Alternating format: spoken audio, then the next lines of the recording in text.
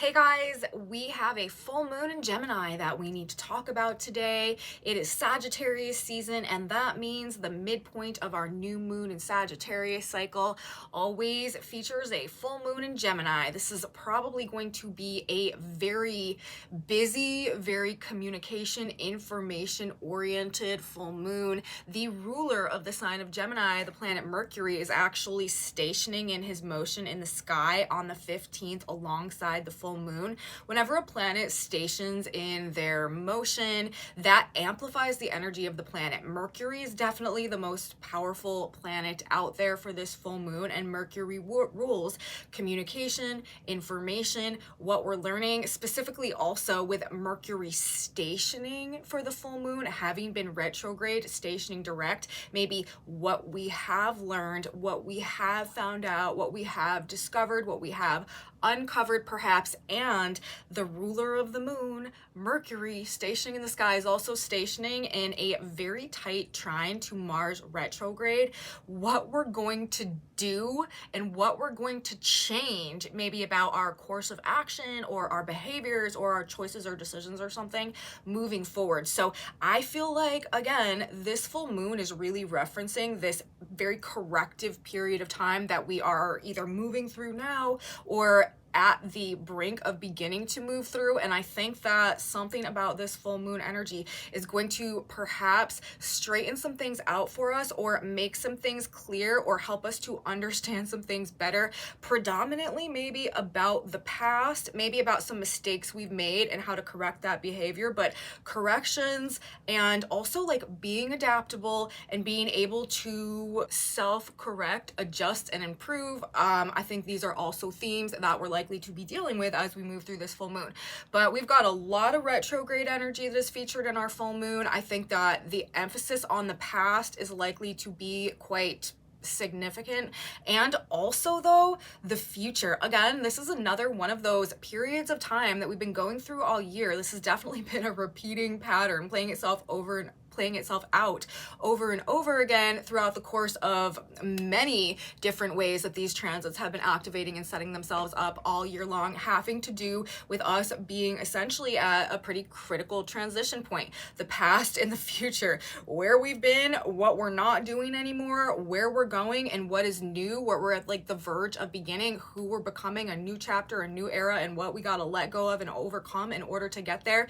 These same themes seem to be very prominent the way that this full moon chart is set up. So let me first go ahead and just list to you guys the various transits that we have going on in association with our full moon, what I'm going to be talking about, where I'm drawing a lot of this stuff that I'm going to be talking about from, and then we'll just get into my general interpretation of how these aspects might translate into our experiences on the full moon, you know, as we're moving through this couple of days surrounding the full moon, and also the 2-week cycle following the full moon, where this energy will play itself out as we head towards the new moon in Capricorn that will come up next. So transits that we have going on in association with our full moon in Gemini this year. Number one, the full moon is actually in a pretty tight square to Neptune, who recently stationed direct in the sign of Pisces. So that's a mutable square going on. Whenever we have like big mutable aspects, especially like a mutable square, squares that can be more conflict oriented energy. They require some type of breakthrough, but the mutable signs also ask for us to be adaptable, us to sort of go with the flow. Mutable energy is about sort of transition and being able to fade from one state into another state. This is a Gemini full moon as well, which is a mutable moon, which is another thing that is sort of like leaning into the idea that we really need to be making corrections right now. Yeah, we may have realized we made some mistakes. Yeah, there may be some things we need to sort out. Yeah, we might feel like we need to kind of like reverse course on some things, but this time is really, I feel like, more about making revisions, making corrections from an elevated viewpoint, and also from a place where we are finally able to consider maybe some like wisdom gained through experience, or having learned a lesson enough times to like not make that same mistake again. This also, I think, is where we're kind of being supported in our endeavors to actually like make some personal improvements, make some different decisions, and really kind of like rearrange the trajectory of things. But we've got this mutable square that's happening with Neptune, who recently stationed direct. I think we're talking about the sun in the sign of Sagittarius and the moon in the sign of Gemini. This particular axis to me has a lot to do with our beliefs and information and truth. Neptune in the sign of Pisces, of course, has to do with illusions, ideals, maybe some type of false impression that we've been under, maybe some type of just like lack of clarity or an inability to see things for what they really are. With the square here, the mutable energy, and also Mercury station direct, which we're going to talk about in a minute, this I think could be bringing us to a point maybe of some mental breakthroughs, seeing things for what they really are, being like broken out of the spell somehow, and also in a way that could again have us maybe recognize what we've been doing wrong, how we've been maybe a bit misguided, and like what we need to do to set ourselves on a better track to actually like achieve the outcome that we want, instead of maybe like the ideal that we thought but we're realizing is never what we thought it was. There's definitely, I feel like, coming to see things for what they really are could be a major part of our perspective shifts that are indicated with this cycle. And I'm telling you guys, like, there's something about what we're finding out, what we're discovering, how our mind is changing, how we're seeing things different, how we're shifting our perspective, something about that is going to cause us to want to act different, do things different, behave differently, make different choices. I really think that a lot of people are going to be having some type of personal breakthrough in terms of like overcoming some pattern that they've been like falling prey to over and over and over, some like lesson or some just like self-sabotaging this, that, or the other, or just like getting caught in the same trap every time, like over and over. And for some reason coming to a point right now, being finally able to see it and like step over the pothole, you know what I mean, instead of falling into it this time. So we've got the square to Neptune. I think that could be helping us to maybe like overcome some false beliefs or something like that. And it's also, remember, Jupiter is currently transiting the sign of Gemini, although Jupiter is retrograde right now. This is a full moon in Gemini. This is not a super tight conjunction. Jupiter is at 16 degrees of Gemini. This full moon is happening at 23 degrees and 52 minutes of the signs of Gemini and Sagittarius. So we've got a bit of an orb there between the moon and Gem and Jupiter and Gem, but they're still, I mean, I would still call that an effective conjunction. So I do think also this full moon is not going to be like the new moon in the way that was just like a much heavier energy, a much more restrictive, limiting, frustrating, difficult, like challenge enhancing, provoking type of energy. Like we had to persevere through something during the new moon energy, or that particular point in time, because it was in a square to Saturn. We have moved through the square to Saturn now. Saturn's going direct. We don't have another square to Saturn coming up for quite a while, and this energy is more Jupiter oriented. We're probably feeling more optimistic, probably have a greater sense of like belief or faith or trust in whatever's going on, like a sense of hopefulness perhaps about the future as well. And again, something about what we're figuring out or what we're learning or how we're seeing things, or perhaps it is just like this reinstilled sense of confidence or something, gearing and orienting us more towards the future and bringing us to a point where we're more ready, willing, and able to let go, cut ourselves free from something, break away from something, and really start pursuing something that is like more in alignment with who we feel we're becoming right now.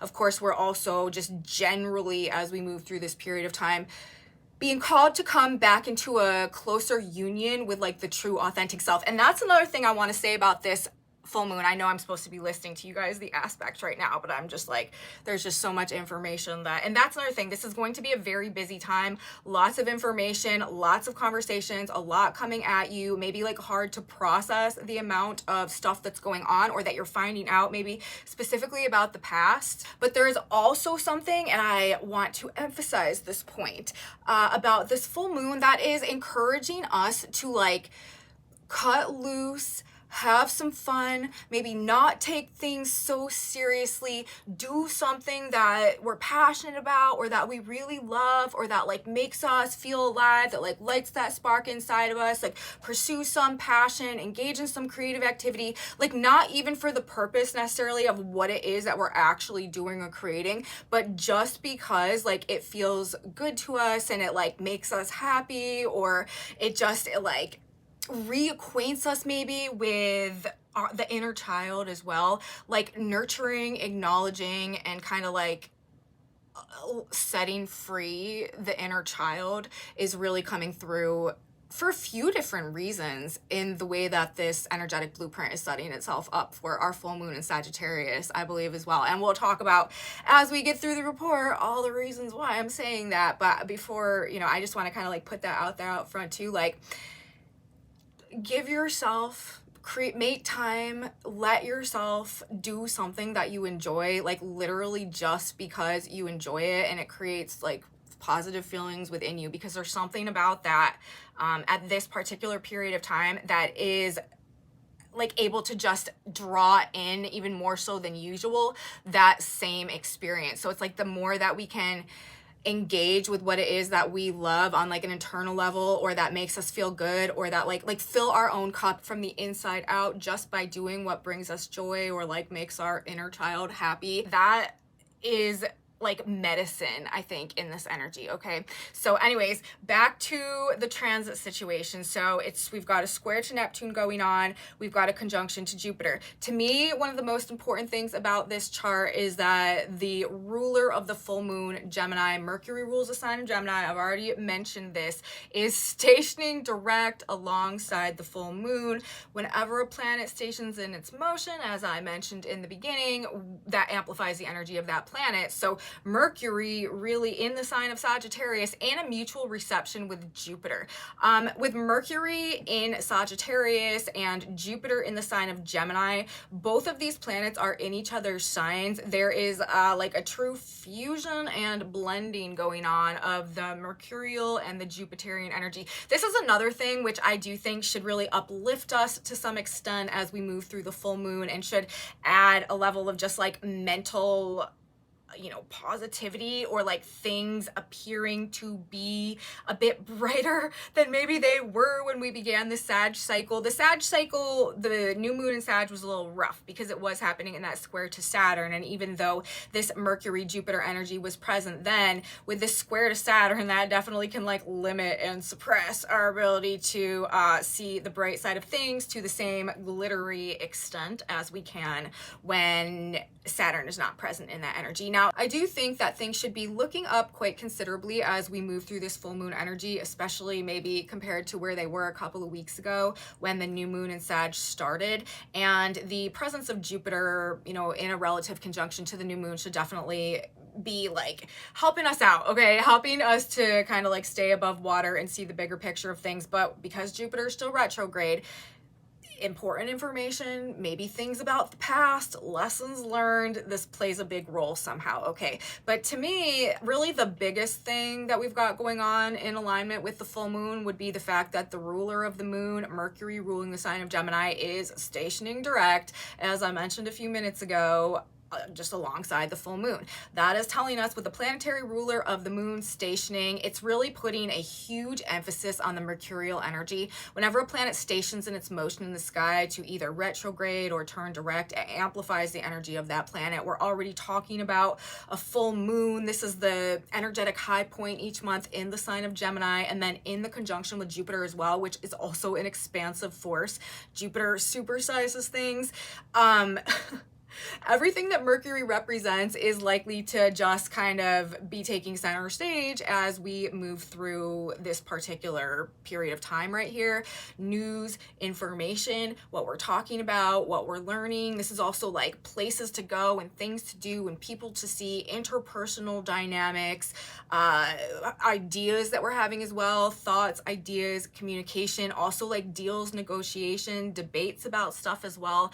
Everything to do with like news, information, writing, communication, things, and also what we're learning. Mercury also has to do with the skills and talents, with Mercury and Jupiter having been in mutual reception and also both retrograde over this past couple of weeks and throughout the next couple of weeks as well, while Mercury goes back through the sign of Sagittarius. There's an emphasis, and I've been mentioning this here and there also, on learning something new, expanding our mind in some type of a way, like gaining a new skill set, expanding our talent stack, expanding our like purview of knowledge in some way or another. And any way that we can do that during this full moon cycle, especially also in a way that really gets like our creative juices flowing somehow, or taps into some creative passion or something like that, that is like chef's kiss, beautiful way to use this energy as well. So back to Mercury though, Mercury is stationing at 7 degrees of Sagittarius while we have this new moon going on in a very tight trine to Mars in the sign of Leo, 6 degrees of Leo, who recently stationed retrograde, and also the north node of the moon, the destiny point, in the sign of Aries. Mercury stationed, you guys, what have we figured out? And how are we going to use that to do something different, to make a change, to make an adjustment? Remember, again, I said this is a mutable full moon, about adapting, about correcting, about transitioning in one way or another. And with Mars retrograde also, I feel like a lot of people are like backing out of things, like reconsidering what they were going to do, like maybe started doing something or got involved in something, and now for some reason having second thoughts, reconsidering, and maybe pulling things out, backing up, being maybe just very hesitant to engage or to move forward. This is something that we could see here. But with the fact that Mercury's stationing in the trine to Mars retrograde, it's like, okay, what did we figure out while we were rethinking things when Mercury was going retrograde, and how is that facilitating what we're like reconsidering doing? Because Mars retrograde has a lot to do with how we're going to change the way that we are engaging in action, or what we're not doing, because Mars is our energy, it's our behavior, it's how we act, it's how we like exert our force in the world. It also has to do with the self, it has to do with the ego. And in the sign of Leo, one reason why I'm like going so hard on these creative passions and like what brings us joy and stuff right now is because Mars in the sign of Leo, this is the active expression of that inner passion, of that inner creativity, of that inner child energy, or of that inner light somehow. So there is just likely to be something going on that is causing us to like want to bring that outwards, or the way that we're thinking about things, like a desire to be able to live and experience and act and behave in a way that just like makes us feel alive, or that allows us to express ourselves freely.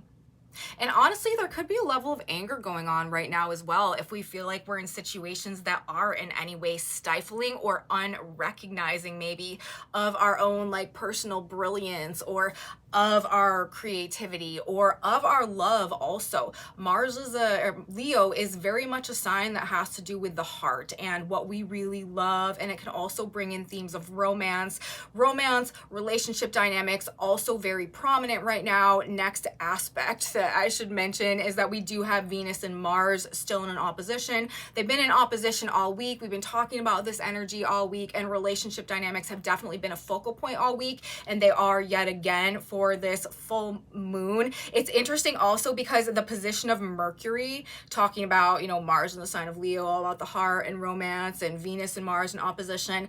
The chart ruler, Mercury, we know this is a powerful planet right now, 7 degrees of Sagittarius. That Sabian symbol is Cupid knocking at the door of a human heart. So again, there's something about the soul urge to like be able to freely align with that which it truly loves. And with Venus opposite in the sign of Aquarius, like I've been talking about as well, there is zero tolerance for anything that is just like not vibing with us, that just is not authentic, not real, not deep, not mentally stimulating, not able to see or acknowledge our personal own uniqueness, talent, skills, potential, whatever. It's literally just not going to have the same appeal. And we're going to be, a lot of people are just going to be seeking something that is like more aligned or vibes better with the person that they're becoming now, as opposed to maybe like who they've always been. Attraction and preferences, you guys, are going to be like changing on a dime. Don't be surprised if people are like totally drastically, radically changing their appearance out of nowhere, or coming up with like some whole new value system just totally out of nowhere, or just totally redefining what they want and what their desires are, what they're interested in. This is the type of thing that we can see when we have Venus transiting through the sign of Aquarius, while Uranus is also transiting through the sign of Taurus. Uranus and Venus are in a mutual reception right now as well, which is talking about sudden, perhaps shocking, unexpected, spontaneous changes happening to appearances, to relationships, to desires, preferences, values, basically everything I just described. So that type of energy is very present, also being activated by the opposition to Mars and the trine to Mercury that we have going on right now. So that's another thing that we could see. Not only are people changing their action and behavior, people are likely to be changing their appearance, their value systems, and their preferences as well. We really do sort of have like total life overhauls, I feel like, going on. Should be actually going into this new year 2025. I bet a lot of people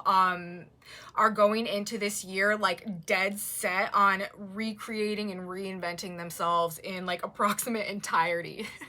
So don't be surprised if you run into that type of thing as well. But yeah, Mercury's at the degree Cupid knocking on the door of a human heart. So something about what we're pursuing in this energy. And Sagittarius, this is also about freedom. It's a very freedom-seeking sign. So I think that we are going to be wanting to like shake ourselves free and break ourselves out of situations that have just been stifling to our heart, maybe, or wanting to realign ourselves with and pursue Mars. I mean, Mars is retrograde, so we're backtracking, we're getting out of things, but it's for the purpose of freeing us up so that we can actually pursue that which is aligned with the maybe new passions or maybe old passions that we're reconnecting with now as we go through this healing process as well, and rediscover ourselves, rediscover our purpose, and realign our lives in a way that is supportive of that. And our relationships are going to realign themselves in a way ultimately that is supportive of that as well. So again, endings and beginnings in relationships, very possible as we move forward through this cycle. Another thing that we've got going on, the south node of the moon, karmic endings, the past, coming into a trine with Pluto, the destroyer, death and rebirth. So breaking karmic ties like once and for all. This is another thing. I mean, with the south node having been transiting through the sign of Libra over this past year and a half, we've been talking about how this has been a period of time that has been indicating endings having to do with, again, like relationships of all kinds, romantic relationships, friendships, social circles, group think that has bound us to certain perceptions of ourselves and what we deemed possible for us, the way that we were able to view and perceive ourselves. This is definitely talking about finally coming to a time of being able to actually release maybe some old addictions or past toxic connections or ideas that had been diminishing like our own sense of self-worth or our own perception of what was possible for ourselves. As another part of this energy, it's all about this personal upgrade as we move through 2025, helping us to step on a path to self-actualization, aligning with a higher potential, activating some latent destiny in one way or another. That's another reason why I think this inner child reconnection is so crucial here, because a lot of times, when we're little, it's kind of clear who we are and, what we have inside of us and what we're interested in, what we're passionate about, but we get broken by the world, right? As we go through the matrix and we're conditioned to conform throughout the course of our lives. We can get very, very, very detached to the point of not even being able to recognize what that primary or initial purpose or passion or who we really were. And so I think that like a facet of this energy, this particular cycle, is helping us maybe to remember or rediscover or reconnect with like those initial seeds and maybe we've been really off course, or maybe, you know, we have been in a place or in a life or just in situations generally where we haven't even been able to acknowledge that within us. But something about this energy wants it to come out, wants it to come to the surface, and again, like wants us to be able to experience the joy of participating with it some way, because it's directly related somehow to like what we're doing next, or the next steps that we need to take, or just like the way that things are going to realign themselves for us somehow. So anyways, that South Node Pluto energy is going to be with us for a few weeks, and it'll be interesting to see what that brings about. But I feel like karmic ties being severed really indicated here also. And finally, the last aspect that I want to talk about is the black moon is opposing Chiron almost exactly, which is another energy that's going to be present for this next couple of weeks. Healing and integrating old wounds and shadow side issues, maybe finally being able to gain an awareness of like the root cause of some of our triggers that have been controlling, you know, how we act or how we feel or how we relate to others or something somehow. Again, maybe like going back to the inner child, to that early childhood trauma, finally coming to a point of understanding, being able to overcome, integrate, you know, transmute, alchemize, transcend, and be able to like use the wisdom gained at this point from that experience to launch ourselves forward in a brand new direction where we're no longer being hindered, blocked, held back by maybe previous victim complexes, or just seeing ourselves from some skewed viewpoint that has diminished our own view of our personal potential somehow. And again, like with the Jupiter, Sagittarius, Gemini, like mutual reception, Mercury, like all of these themes being re-inspired by the self, like coming to a point where we're beginning to believe in ourselves again, believe in what's possible, believe in our potential, believe in opportunity, like see our own light. I feel like that is a primary function of this full moon, among other things. Okay, so that in a very unstreamlined presentation are all the transits that I'm going to be talking about. The full moon squaring Neptune, conjunct Jupiter, Mercury stationing in the Grand Fire trine with Mars in the North Node, South Node trine Pluto, Mars opposite Venus, and the black moon opposite Chiron. That's what we're working through. That's what I'm drawing from. And now I'm just going to get back into it and say, don't be surprised if you find yourself over the course of this next couple of days or this next couple of weeks re-engage somehow with someone from the past, some old idea, especially maybe in terms of how it's changed now or how it's changing things now. Transparency and disclosures are probably very relevant somehow, and also a huge emphasis on mental shifts, changing our mind, changing our perspective, seeing things from a different light or through like a different lens or different eyes perhaps, and how that alters plans, courses of events, trajectories, and what we're going to be doing moving forward. With Mercury stationing, literally like stationing in the sky for the full moon, this is indicating to me changes of direction in the way that we are thinking about things, because Mercury rules the mind. Information, Mercury, and what we're doing with it based on what we're discovering and what we're figuring out, I feel like is the main theme, okay, that this full moon is bringing to us. Now, old friends, old connections suddenly appearing in our lives again for some reason, or finding out maybe about people's past actions in terms of what is coming up, an option, a choice, or a decision, or something that is relevant now. And also, as I mentioned a couple of minutes ago, love, romance, masculine and feminine relationship dynamics, huge themes right now as well, with Venus and Mars in the opposition, Mars in the sign of Leo, and also Mercury at Cupid knocking on the door of the human heart. So all week, and with the moon, so for the next couple of weeks, relationship and partnership dynamics are highlighted themes. We could also be really in that regard, maybe somehow realizing our own mistakes, where we have been or where we have gone wrong somehow or been misguided in our actions with Mars retrograde and Mercury stationing, like figuring out what we've been doing wrong, like why we keep going off course, like why we keep falling into this same trap, like finally getting it, finally figuring out and choosing to do something different. We're changing our actions, we're changing our behavior, we're changing our approach moving forward. And it's probably in such a way to actually like help us to get more of what we really want and less of what we don't really want, but for some reason we're under the impression would make us happy. This is more about true, genuine, authentic happiness and less about the idea or the concept of what we think hypothetically we might want or what should or could make us happy somehow. Now, another thing that I think this full moon could sort of be doing for us that kind of relates back to something I was talking about a few minutes ago, and this sense of upliftment or reinstilling maybe some faith or trust or belief or confidence in ourselves as we move through this period of time. Some experience that we're having right now could actually be kind of like universe's way of proving something to us or actually showing us something about ourselves.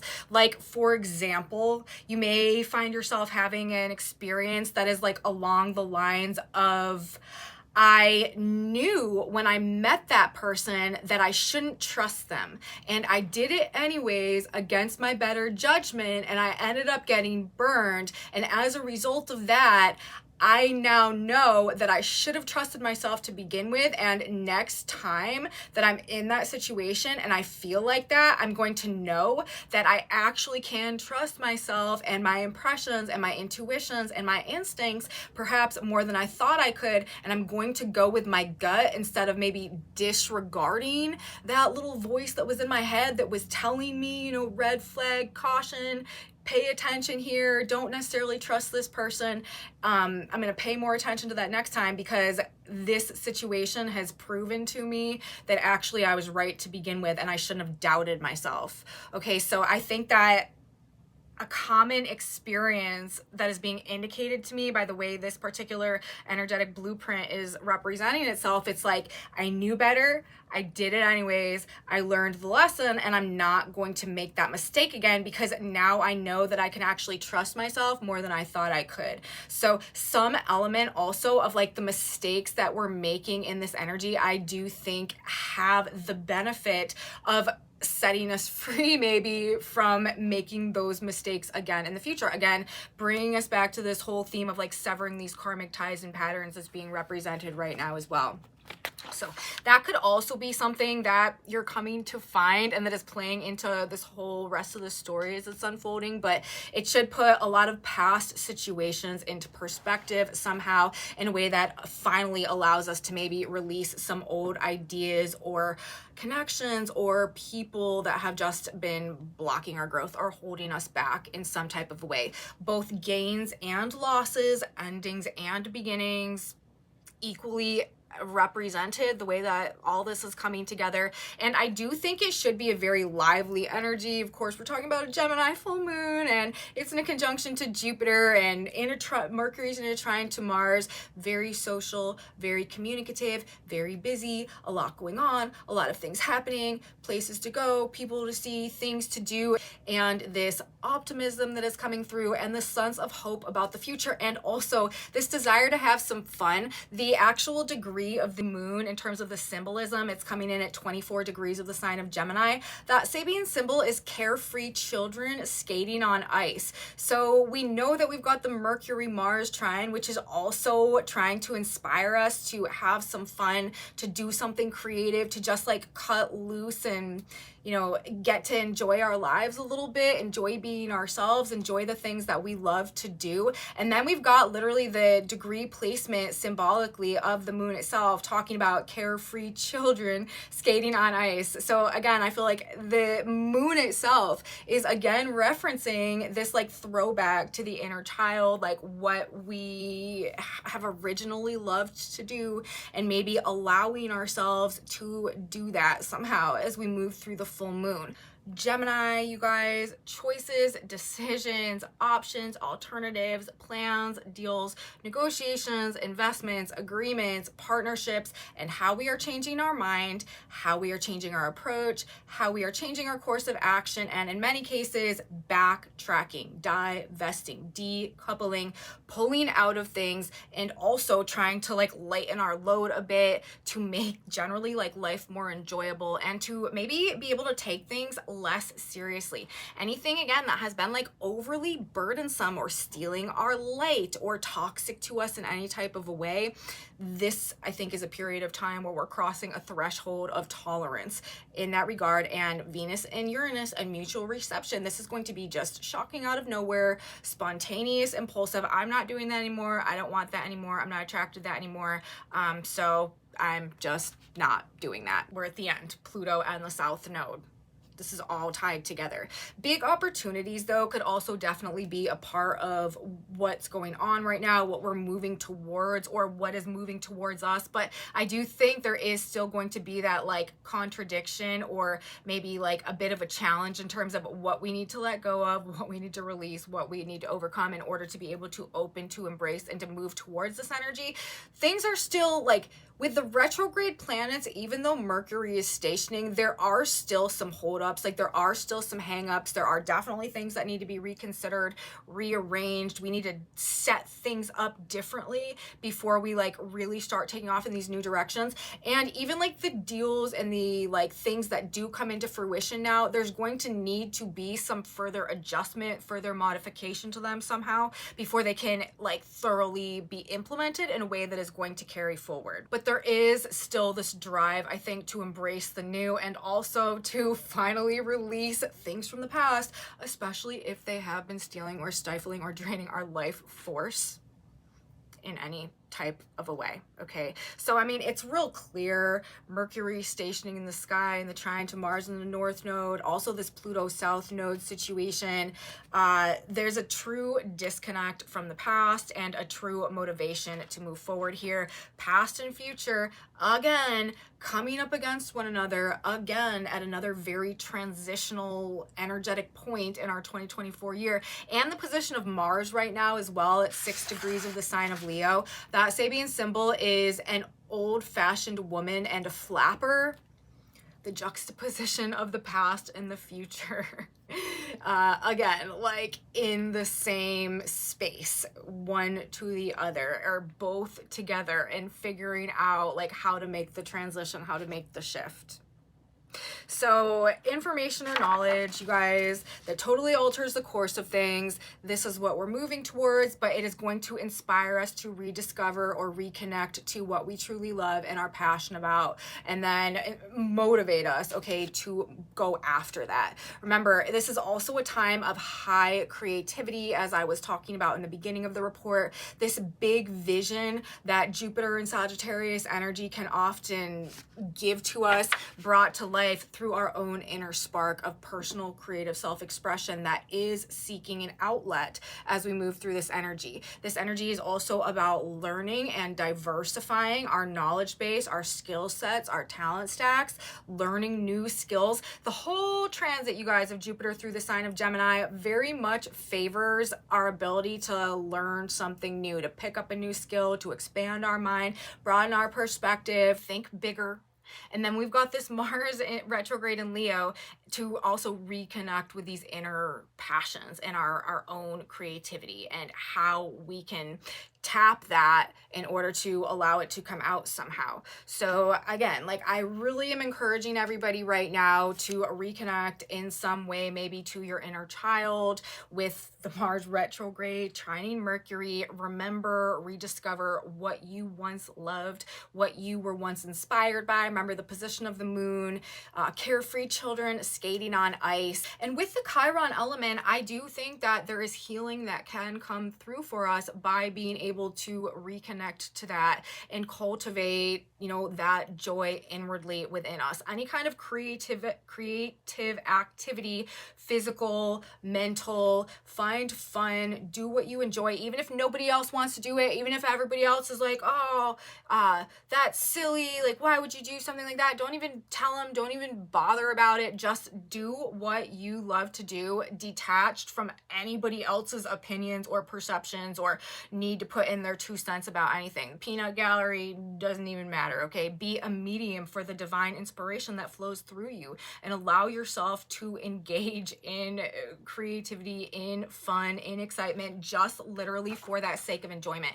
It's not about the output in this energy. It's not even about what we create. It's about the energy that we cultivate within and the effect that that has on shifting our energy body in a way that is actually going to bring more and more and more of that to our experience. We're going to draw more positivity and more inspiration and more joy into our lives externally at this time if we can create that internally, despite whatever's going on outside of us, despite what anybody else has to say about it. Okay, doing what you love and enjoy will create positive ripples that move things in a more positive direction and draw more positivity to you and into your life. And I also think that it can actually attract opportunities in a weird way right now as well. So overall, you guys, another cycle where we are bridging from the past into the future, a position of Mars, the old-fashioned woman and the flapper, and we are beginning to understand the deeper nature of our own heart and what it is that we are truly